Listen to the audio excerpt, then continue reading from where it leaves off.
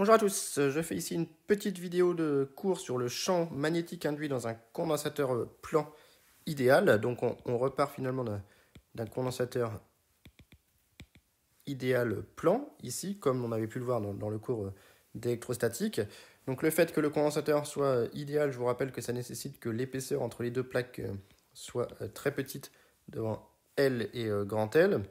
Et on va supposer qu'on a du vide au milieu. Donc on néglige les effets de bord. Et donc on a une influence totale, ce qui fait que j'ai écrit plus Q et moins Q comme étant les charges des deux armatures.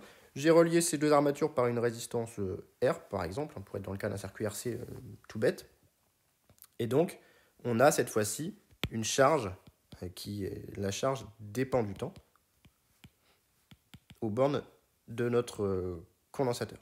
Et donc on va essayer de déterminer le champ magnétique qui va être induit par justement ces variations de charge, qui va induire une variation du champ E. Donc on va déjà commencer par rappeler le champ E. Donc le champ E, on avait obtenu dans le chapitre d'électrostatique que c'était sigma sur epsilon 0 selon EZ. Ici j'ai mis le plus Q en bas. Donc le champ électrique ici il est orienté vers le haut. Et donc il valait sigma sur epsilon 0. Chose que je peux réécrire avec la formule de Q égale sigma S comme étant Q de T sur S epsilon 0.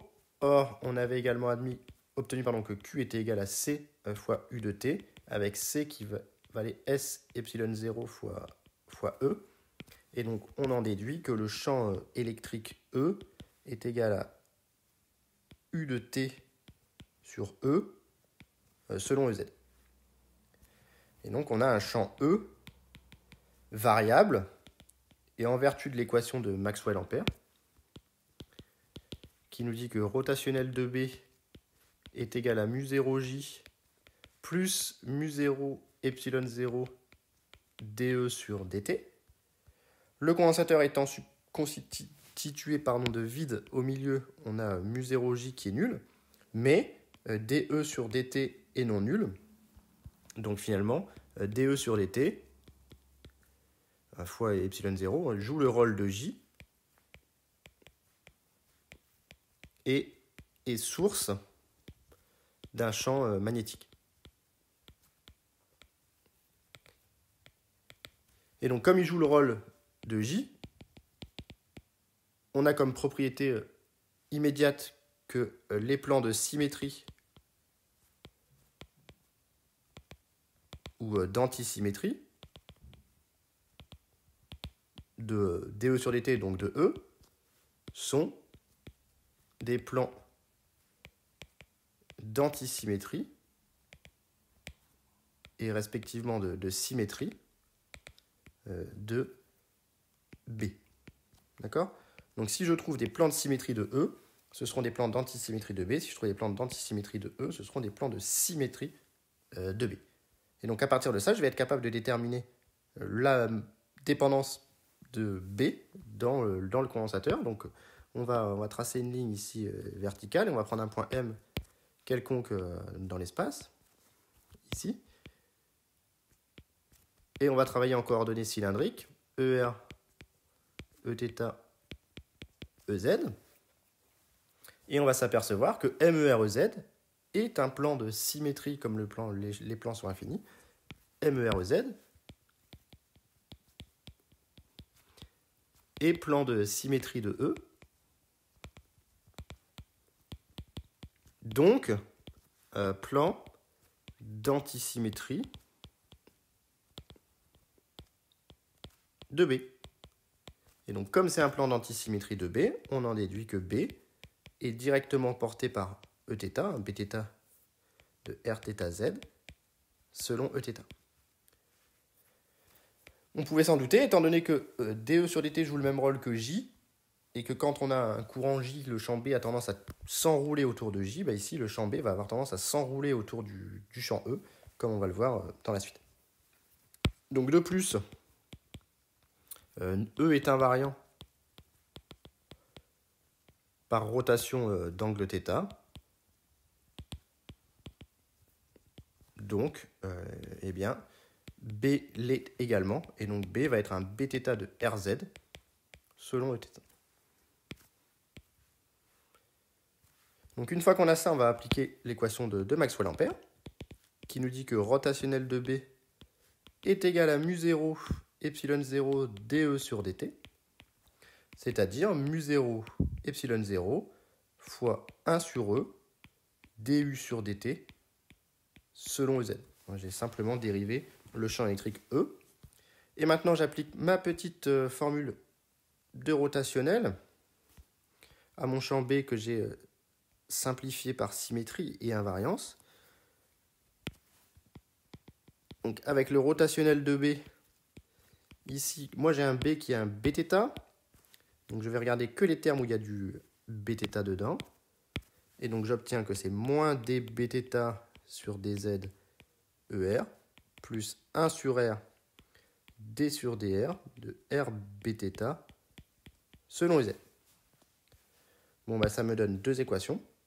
Moins d Bθ sur dz égale 0 et 1 sur R d sur dr de R Bθ égale mu 0 epsilon 0 fois 1 sur E du sur dt. La première me donne directement le fait que Bθ ne dépend pas de Z. Et la deuxième va me permettre de trouver Bθ. Je vais déjà multiplier par R. Ça me fait d sur dr de R Bθ égale mu 0 epsilon 0 fois 1 sur E du sur dt fois R. Et ensuite, je primitive. Et j'obtiens que R Bθ est égal à mu 0 epsilon 0 1 sur E du sur dt fois R2 sur 2, plus, comme dans la vidéo pour le calcul du champ E induit, une fonction de t, puisque si je redérive partiellement par rapport à R, la fonction de t disparaît. Je divise par R, j'obtiens que Bθ est égal à mu 0 epsilon 0 fois 1 sur E du sur dt fois R sur 2, plus f de t sur R. Et pour éviter toute divergence du champ B, la fonction de t est forcément nulle. Et j'ai obtenu mon champ induit, qui s'écrit donc mu 0 epsilon 0 fois 1 sur E du sur dt R sur 2 selon Eθ. Donc, tant que la tension U n'est pas constante, tant que je suis en régime transitoire, eh bien, j'ai un champ magnétique généré dans la charge ici, dans la décharge du circuit RC. Alors, j'aurais pu utiliser la forme intégrale plutôt que la forme locale pour ceux qui préfèrent. La forme intégrale, elle me dit que l'intégrale de B scalaire dl sur un contour fermé est égale à l'intégrale de mu 0 epsilon 0 dE sur dt scalaire ds sur la surface qui s'appuie sur le contour fermé. Donc ici, évidemment, je prendrai un contour circulaire, orienté dans le sens de manière à compter la surface qui correspond au sens de E. Et donc, j'aurai cette situation-là. Et comme au point M, le champ B, oui, il est selon Eθ, eh bien, on fait circuler B. La circulation sur le contour fermé de B scalaire dl, c'est un petit peu comme dans le théorème d'Ampère, hein, ça fait 2pi R Bθ. Et on a que dE sur dt, c'est égal à 1 sur E du sur dt selon uz, ce qui est uniforme sur S. Donc je peux sortir tout ça de l'intégrale et simplement multiplier par la surface. Donc j'en déduis que 2pi R Bθ est égal à mu 0 epsilon 0 fois 1 sur E du sur dt fois la surface ainsi délimitée qui est pi r carré. Et j'obtiens bien le fait que Bθ est égal à mu 0 epsilon 0 fois 1 sur E du sur dt fois R sur 2. Voilà les deux manières de déterminer le champ B induit ici par les variations temporelles de E. Donc voilà pour cette dernière vidéo sur les équations de Maxwell.